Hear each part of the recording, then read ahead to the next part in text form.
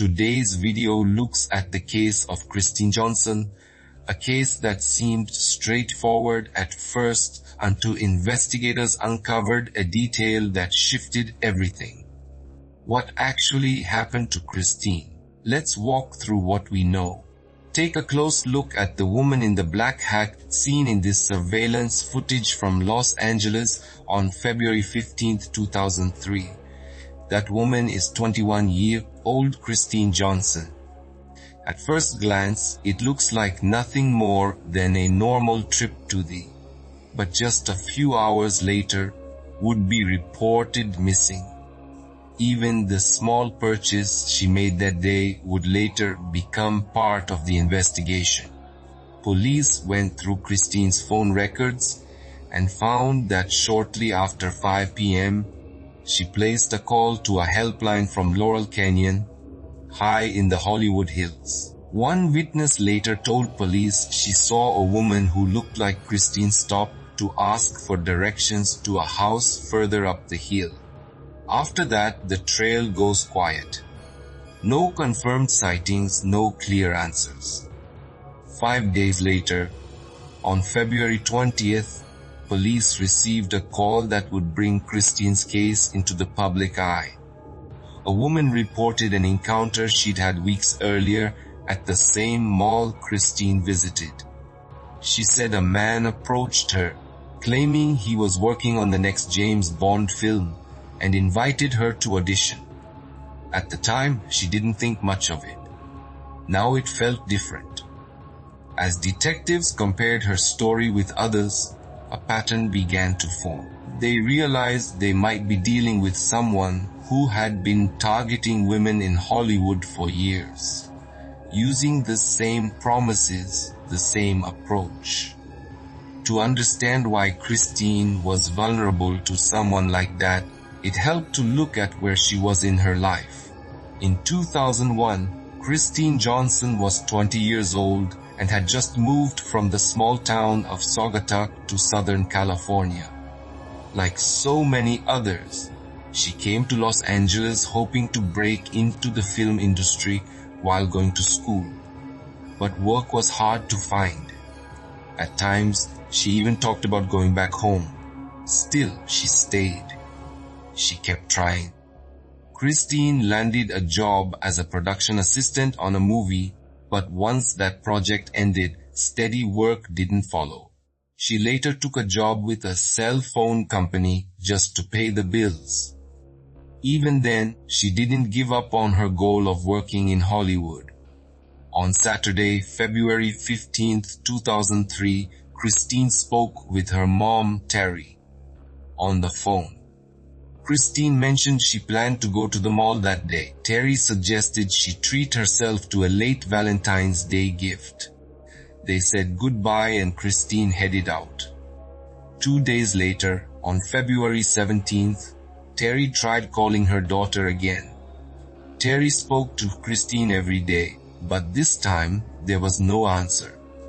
After more than 48 hours of silence, she knew something wasn't right. Terry contacted Kristi's workplace and learned her daughter hadn't shown up, that no one there had heard from her. Her cell phone went straight to voicemail. That's when concern turned into fear and the search for Kristi Johnson truly began. Kristi is known for always being on time. So when no one can reach her, her family immediately feels something is wrong. They report her missing to the police. But at that point, there are no real clues about where she might be. Her family doesn't wait. They get on a plane and head straight to Los Angeles. Once they arrive, investigators walk them through what's been done so far and set up a tip line. As the days pass, more people hear about Kristi's disappearance, and the search starts to draw wider attention. Police contact Kristi's credit card company and learn she made several purchases at the Westfield Century City Mall on February 15th. Security footage confirms she was there around 1 p.m. that afternoon. The images show Christine walking through the mall. Nothing in the video explains what happened next. Investigators also speak with Christine's roommate. She remembers Christine coming home that day, excited, showing off a new outfit she'd just bought at the mall. Not long after, Christine left again, this time for what she described as an important movie audition. It was the first clear sense of where Christine might have been headed, but her roommate couldn't remember where the audition was supposed to take place. Police then review Christine's phone records. They discover that just after 5 p.m. on February 15th, Christine placed a call to a helpline from Laurel Canyon in the Hollywood Hills. Around that same time, a witness reported seeing a woman who looked like Christine driving a white Miata.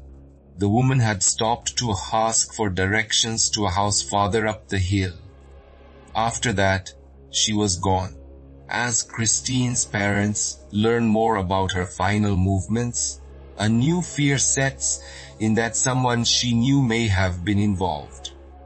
They push for answers, doing everything they can to help bring their daughter home. Police question Christine's ex-boyfriend, who admits their relationship included domestic abuse. However, he denies having anything to do with her disappearance and says he wasn't even in town when Christine went missing. Investigators confirm his alibi through multiple witnesses, and that lead goes nowhere. Then, on February 20th, 2003, 5 days after Christine disappeared, police receive a call that changes the direction of the case. A woman named Susan Murphy reaches out after reading about Christine in the newspaper. The article mentioned a movie audition, and that detail immediately caught Susan's attention. She tells police that just weeks earlier, a man had approached her and invited her to audition as well. As Susan describes the encounter, Detective Virginia Obanchain realizes this is the first solid lead they've. Even though the article didn't mention what Christine bought at the mall, Susan is already uneasy. She can't shake the feeling that the man she met might somehow be connected to Christine's disappearance. After Susan described the man in detail, detectives asked her to walk through everything she could remember. Together, they put together a composite sketch. That image was soon shared on television stations across the country in the hope that someone would recognize him. Then, on February 24th, 9 days after Christine disappeared, her car turned up in an unexpected place. It was sitting in a hotel's valet parking lot. Police notified Christine's parents right away. When they arrived, they were terrified of what they might find. Inside the car, there was only one item, Christine's cell phone. The valet told officers that a man had dropped the car off on February 16th, just 1 day after Christine was last seen.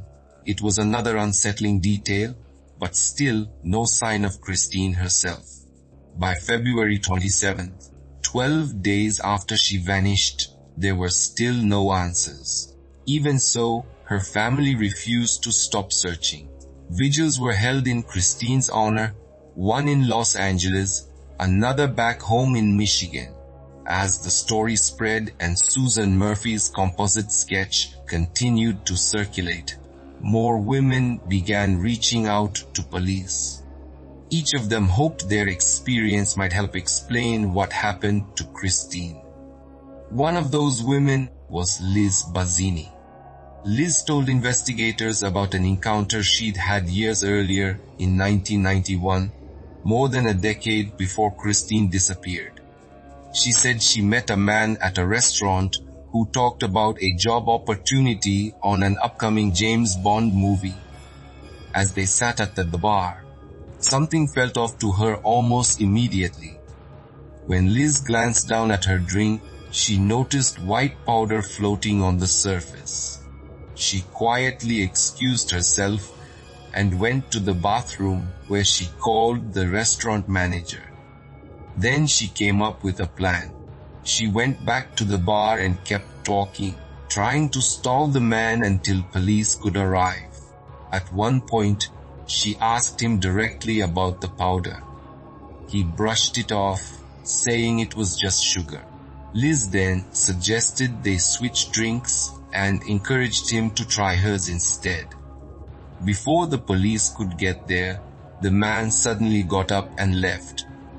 Years later, when Liz learned about Kristi Johnson's disappearance, she couldn't shake the feeling that it was the same man. Another woman, Kristi Johnsson, shared a similar story with investigators. She said that back in 1989, she met a man who introduced himself as John. After weeks of talking, he asked her out on a date. He told her they'd be attending a party in a hotel room and claimed he worked for Columbia Records. After dinner, they got into a car and headed back to the hotel. But when Kristi Johnsson stepped off the elevator, something immediately felt wrong. The hallway was empty. There was no noise, no voices, no sign of a party anywhere nearby.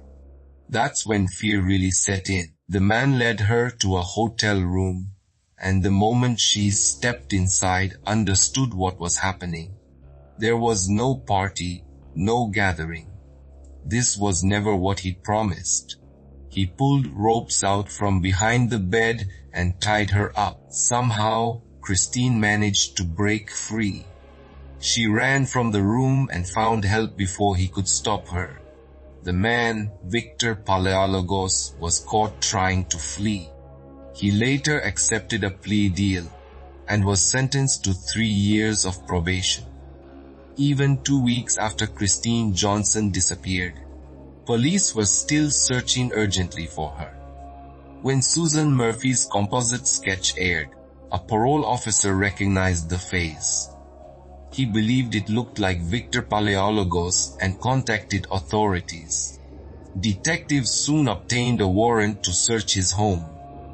On his computer, they found images of men wearing the same type of clothing Kristi had bought the day she went missing. Susan had also told police that Paleologos suggested she wear a similar outfit to her audition. By now, a pattern was becoming harder to ignore.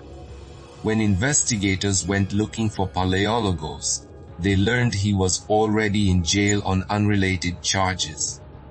He'd been arrested for trying to steal a car. Detectives questioned him about Kristi, but he refused to give them anything. He claimed he had an alibi for the day she disappeared, saying he'd met a friend for a meal.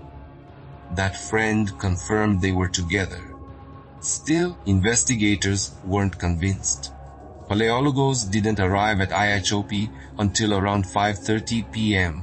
on February 15th, hours after Kristi was last seen. That left a significant gap of time. Enough for something terrible to have happened. 16 days after Kristi vanished, police asked Susan Murphy to view a lineup. She didn't hesitate. She identified Victor Paleologos as the man who had approached her. There was still hope that Kristi might be found alive. But that hope was about to change. As Detective Virginia Obanchain was walking Susan out of the police station, she received a phone call. A group of people out for a walk had discovered a body in a gorge near the Hollywood Hills. When officers arrived at the scene, they found the body of a young woman. After weeks of searching, the truth became impossible to avoid. Everyone's worst fears had been confirmed. Kristi was dead. Police had to deliver the news no family ever wants to hear.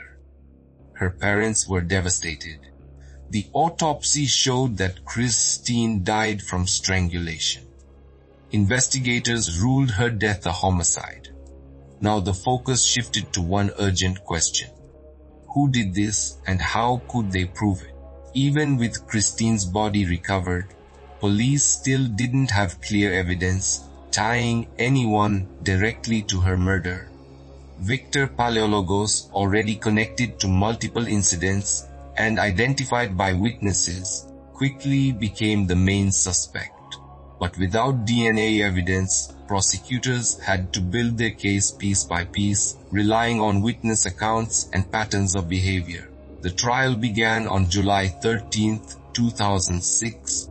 Several women who had crossed paths with paleologs over the years took the stand, sharing their experiences and laying out a history of similar behavior. Their stories helped show that Kristi's case wasn't an isolated event.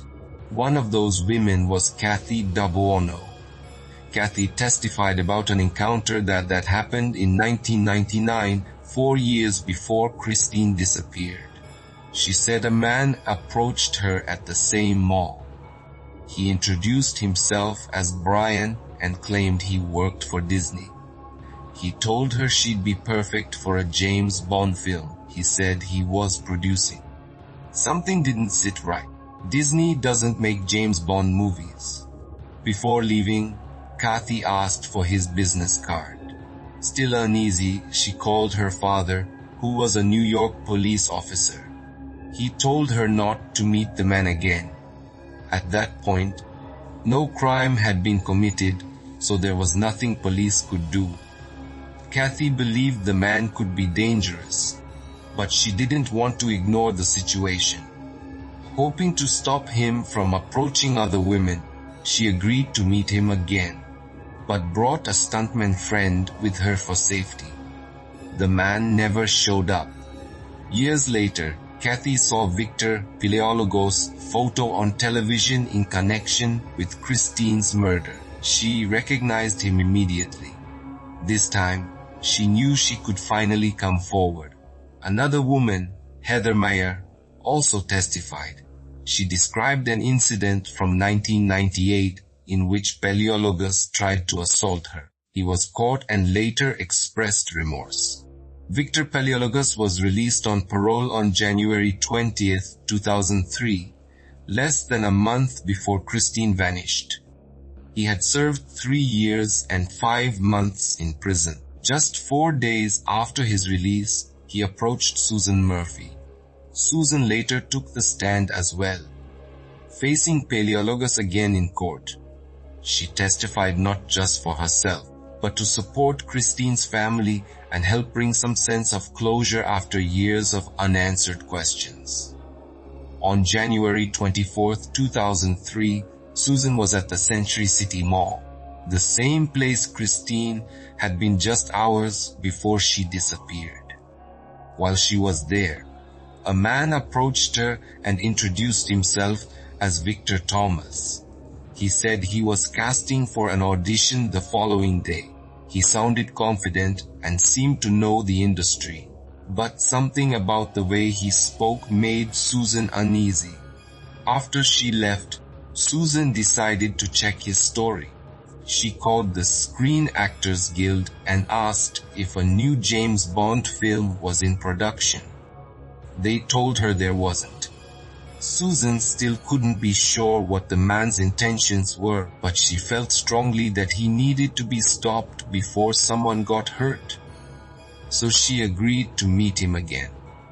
But this time she came prepared. She brought mace and a camera, and her boyfriend Tony waited nearby in the car, keeping watch. As they talked, the man suggested they grab a drink across the street before heading to the audition. The building he pointed to looked abandoned. That raised another red flag. Susan subtly gestured toward Tony's car, making it clear she wasn't alone. The moment he realized that, everything changed. His attitude shifted and he took off. Susan tried to stop him, worried about who he might go after next. She and Tony jumped into their car and followed him, eventually spotting him hiding among some nearby trees. Susan wasn't physically hurt, but she was shaken. She knew she'd crossed paths with someone dangerous, even if she didn't yet know how far he was willing to go. Because no crime had technically been committed, police couldn't take action. Less than a month later, Kristi Johnson disappeared. Today, Susan's experience is a key part of understanding Victor Palaiologos' pattern of behavior. In total, 7 women came forward and testified against him, each one facing the same man who had managed to avoid accountability for years. His approach was always similar. He targeted women with hopes of working in Hollywood. He asked them to buy specific outfits. He promised auditions that could change their lives. On their own, each story might seem incomplete, but together they tell a clear and troubling story. Even so, without DNA evidence, prosecutors had to weigh whether witness testimony alone would be enough to convict him. As the evidence continued to build, Victor Palaiologos ultimately accepted a plea deal, choosing that over the possibility of facing the death penalty. In a surprising move, he later sent the court an 11-page letter asking to take back his guilty plea. It didn't change the outcome. On September 15, 2006, he was sentenced to 25 years to life for the murder of Kristi Johnson. For the women who testified, the case hit close to home. As they listened, they recognized pieces of their own experiences in what had happened to Kristi, and together they found the courage to speak openly about what they'd been through. Their testimony helped stop a man who had been targeting young women in Hollywood for more than a decade. None of them had ever met Kristi. Still, they chose to step forward in her name. By doing so, they helped give her family answers they had waited years for and a sense of peace they never thought they'd have. Today, these women continue to honor Kristi's memory. They speak up for survivors of assault and encourage others to come forward. Their message is simple and hard-won. Telling the truth matters, and every voice has the power to move justice forward.